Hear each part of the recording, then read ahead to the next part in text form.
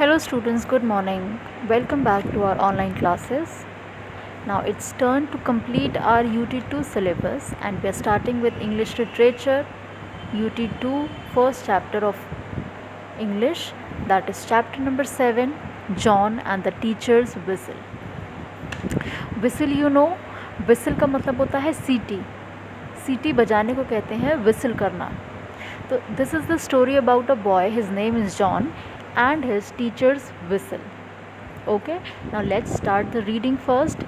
Pictures are given and on behalf of the pictures the reading will be done. Okay, once there was an 8-year-old boy, John.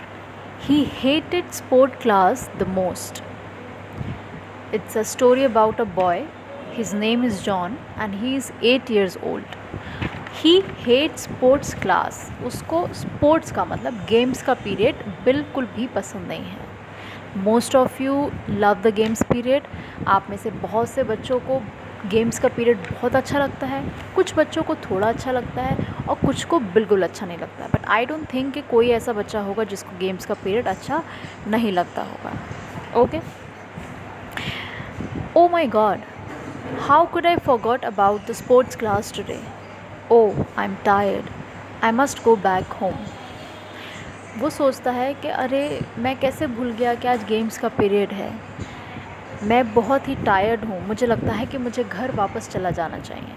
वो ये इसलिए सोचता है because he hate the sports class. उसको games का period बिल्कुल पसंद नहीं था और वो भूल जाता है स्कूल आने से पहले कि मेरा आज गेम्स का पीरियड है. स्कूल पहुँच के वो सोचता है कि मैं क्यों आ गया, मैं तो बहुत थक गया हूँ, मुझे घर चला जाना चाहिए. Next, I don't like sports. I will go back home and tell mom that I have stomach upset. I have a stomach upset. कहता है कि मुझे स्पोर्ट्स क्लास बिल्कुल भी पसंद नहीं. आई डोंट लाइक स्पोर्ट्स. मुझे खेलना बिल्कुल पसंद नहीं है. मैं घर वापस चला जाऊँगा. I will go back home and tell my mom. मैं अपनी मम्मी को कहूँगा कि मेरा स्टमक जो है वो अपसेट है, मतलब मुझे लूज़ मोशंस हो रहे हैं या मेरा पेट ख़राब है.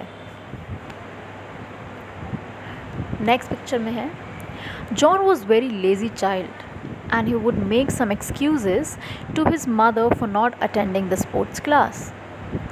अब नेक्स्ट पिक्चर में लिखा है कि जॉन जो था वो बहुत ही लेज़ी का मतलब होता है आलसी. बहुत ही एक आलसी लड़का था. वो हर दिन गेम्स पीरियड वाले डे अपनी मम्मी को एक्सक्यूज़ेस बनाता था, बहाने करता था कि मैं स्पोर्ट्स क्लास अटेंड नहीं कर पाऊँगा. हर दिन एक नया बहाना. क्या कहता है वो? Mom, I have terrible stomach ache. I want to sleep. I am tired. अपनी मदर से कहता है कि मम्मी मेरे पेट में बहुत दर्द हो रहा है. I want to sleep. मैं बहुत थक भी गया हूँ. John's mother knew that he made these excuses only on the days he had sports class.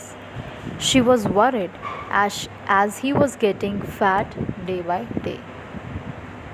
John की मम्मी को पता होता है, शी ऑलरेडी न्यू कि he is making excuses specially on the sports day. जब भी स्पोर्ट्स का class होता है, जब भी गेम्स का पीरियड होता है, वो उसी दिन ये सिली से एक्सक्यूज़ेस बनाता है कि मेरे पेट में दर्द है, मेरे सर में दर्द है, मैं बहुत थक गया हूँ, मुझे नींद आ रही है, एक्सेट्रा एक्सेट्रा. उसकी मदर भी जानती थी कि ही इज़ मेकिंग एक्सक्यूज़ेस और वो ये भी जानती थी कि वो दिन पर दिन मोटा होता जा रहा है. Is getting fat day by day. Okay, next page. Next day John's mother went to meet his sports teacher. क्या होता है नेक्स्ट डे? जॉन की मदर जो होती हैं वो स्पोर्ट्स टीचर से, मतलब गेम्स के जो सर होते हैं जॉन के, वो उनसे मिलने जाती हैं. क्या कहती हैं? Sir, John is getting very obese and he is avoiding sports. We must do something. वो कहती हैं कि sir, I am very worried. John is getting obese. Obese का मतलब होता है फैट. फैट का सिनोनिम्स होते हैं, मतलब सिमिलर वर्ड होता है ओबेस. वो ओबेस होता जा रहा है, मतलब मोटा होता जा रहा है. And he is avoiding sports. वो गेम्स के पीरियड को अवॉइड करता है. हमें कुछ करना चाहिए. We must do something. Sir कहते हैं I will definitely do something about it. वो उनको जवाब में कहते हैं कि बिल्कुल मैं ज़रूर कुछ करूँगा इस बारे में। After the discussion, the teacher realized that the boy needed encouragement, so he thought of a plan. जब सारा डिस्कशन हो जाता है, जॉन की जो मदर हैं वो अपने घर चली जाती हैं, तो जो उनके सर होते हैं उनको रियलाइज़ होता है, उनको इस बात का एहसास होता है कि जॉन नीड्स एनकरेजमेंट। एनकरेजमेंट का मतलब होता है प्रोत्साहन, मतलब कोई उनको प्रोत्साहित करे, हिम्मत दे कि तुम गेम्स खेल सकते हो, तुम एक्सरसाइज कर सकते हो, तुम पतले हो सकते हो, या किसी भी मामले में उनको एनकरेज करा जाए, प्रोत्साहित करा जाए कि आप अच्छे से पढ़ाई कर सकते हो, एक्सेट्रा एक्सेट्रा। तो उनको लगता है कि जॉन को एनकरेजमेंट की ज़रूरत है, तो वो एक प्लान के बारे में सोचते हैं। He decides a plan. क्या कहते हैं वो? Hello children, tomorrow we'll have a unique race. During lunch time, I'll blow the whistle. Whoever finishes lunch and run to me first will get a special prize. A big jar of chocolates. उनका plan ये होता है, वो class में जाते हैं, सब बच्चों से कहते हैं कि कल हम स्कूल में एक स्पेशल रेस रख रहे हैं। We are holding a special race tomorrow. During lunch time, I'll blow the whistle. मैं whistle बजाऊँगा. Whoever finishes lunch and runs to me first will get a first prize. Will get a special prize. और special prize क्या है? A jar of chocolates. John was confused. Confuse मतलब वो थोड़ा सोच रहा था कि मैं क्या करूं।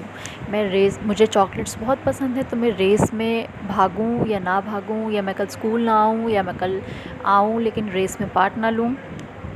ही thought of how tasty the chocolates would be. वो सोचता है कि वाओ चॉकलेट्स कितनी टेस्टी होंगी, बट फिर भी वो कंफ्यूज्ड था। But how he disliked running. What would he do? Would he miss school or would he run the race? Turn the page. The next day, John decided to run the race.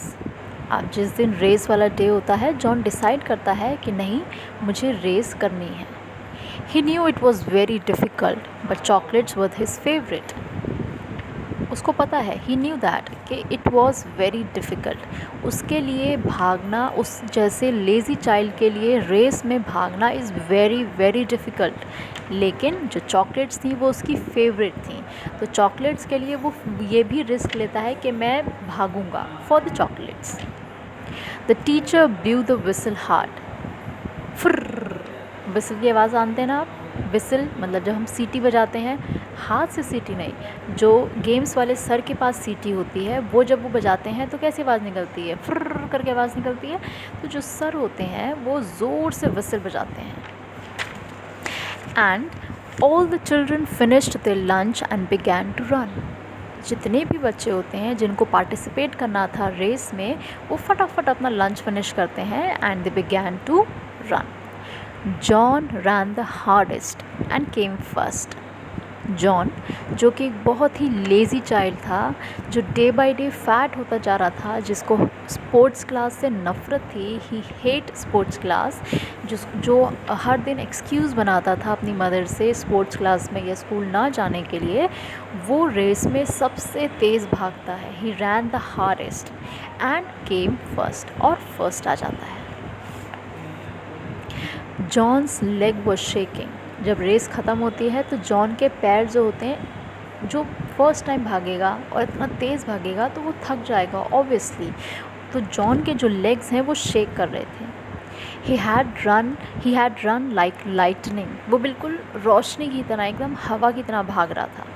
He was really tired but at the same time he felt very good.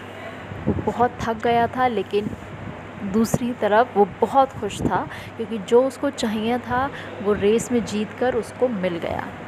From that day he never missed the sports class and very soon he became a strong and a healthy child. उस दिन से वो race जीता, उस दिन से उसने कभी भी कोई भी गेम्स का पीरियड मिस नहीं किया और वो बहुत ही जल्दी गेम्स खेल खेल के एक्सरसाइज कर कर के और वो एक बहुत ही स्ट्रॉन्ग और हेल्दी चाइल्ड बन गया।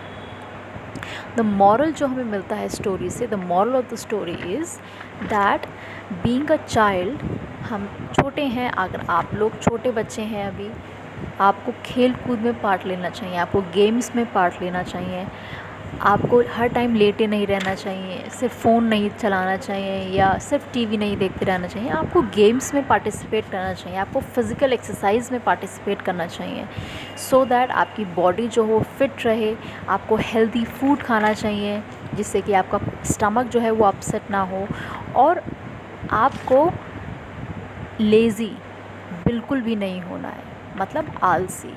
आपको फुर्ती में बिल्कुल स्पीड के साथ सारा काम करना चाहिए, आपके अंदर स्टेमिना होना चाहिए कोई भी काम करने के लिए। Okay, now on the basis of the reading and the explanation there are some exercises जो हम करेंगे।